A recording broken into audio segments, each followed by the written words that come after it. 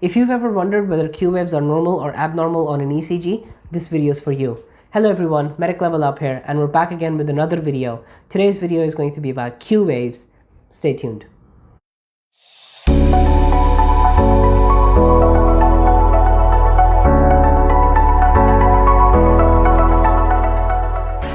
Let's get started.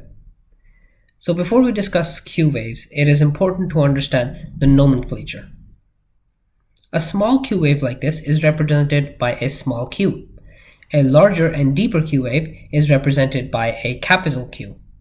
Similarly, this complex will be known as a small q and a large R complex, and the next one is a large Q, large R. This one is going to be denoted as a QS complex because there is no R wave present over here. And this one is going to be with a capital Q and a small R complex. So the depth of the Q wave or the height of the R wave corresponds with the capital Q or the small q and capital R or small r. Now let's move on to normal or abnormal Q waves.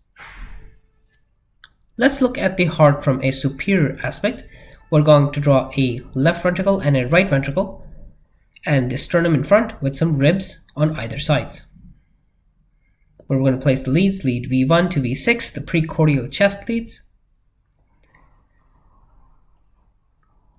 And we already know that the septum depolarizes from a left to right fashion because of the left bundle branch. This current is going away from leads V5 and V6, and hence an initial negative Q wave is seen in the QRS complex.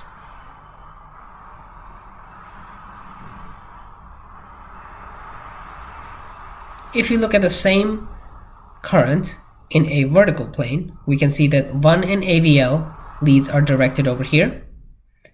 And if we draw the septal depolarization from left to right, we will also note that normal Q waves are formed in leads 1 and AVL because of the septal current. All of these are normal septal Q waves.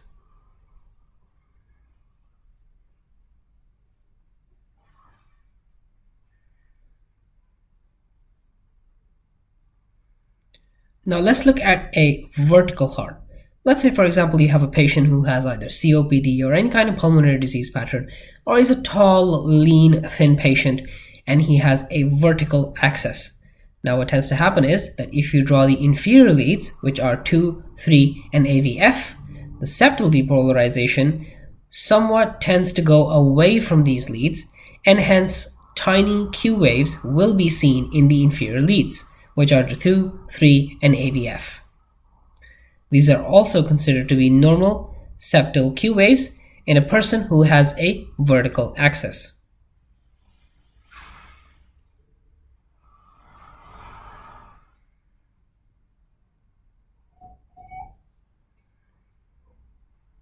Now, what is the criteria for abnormal Q waves? Now, first of all, you need to look at the duration of the Q waves. If a Q wave is more than 0.04 second, which is one small box, it is considered to be abnormal. If the depth of the Q wave is more than 2 small boxes, it is again considered to be abnormal. Instead of a normal Q wave, if there is slurring of the Q wave, it is also considered abnormal. Again, if you see QS complexes in V1 and V3, it is also considered abnormal, and we'll discuss why. Normal septal depolarization from left to right because of the left bundle is going to show at least some degree of positive R waves in lead V1, V2, and V3 as shown over here, because this initial current is directed towards these leads. So here we have the V1 to V3, the normal morphology of the QRS complex. Now let's say that for whatever reason, this septal current is lost. It could be because of a septal MI, and it could be because of any other reason. You are going to lose the initial R wave in the precordial chest leads, and instead you will get a QS complex. So QS complexes in V1 to V3 is abnormal, and these are considered as abnormal Q waves.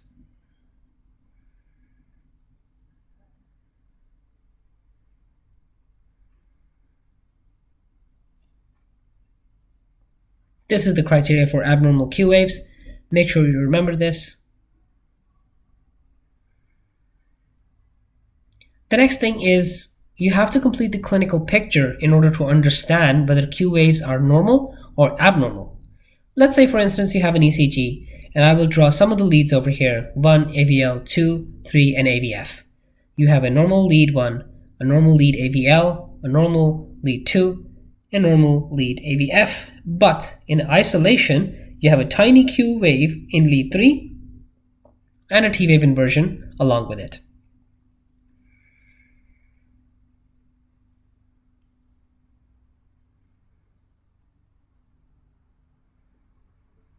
Now, the depth of this Q wave is pretty much considered to be normal because it's not really more than 2 small boxes, and the duration is normal as well.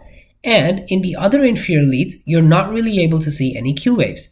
So this is an isolated Q wave with an isolated T wave inversion. The best thing you can do over here is to suggest clinical correlation. If the person had a history of worrisome chest pain, you would definitely be worried about an ACS in the past. Let's consider an alternative scenario. You have lead 2, 3 AVF with a Q wave, a T wave inversion in lead 2, a Q wave and T wave inversion in lead 3 and in AVF. Now, if you go up to the patient and if you ask him if he's got any cardiac sounding chest pain and he says yes, then this most likely means that the patient is having some type of ischemic event. That's all for today. Let me know in the comments if this was helpful or not. Thank you so much for watching. Don't forget to like, share, and subscribe to the channel, and have a good day.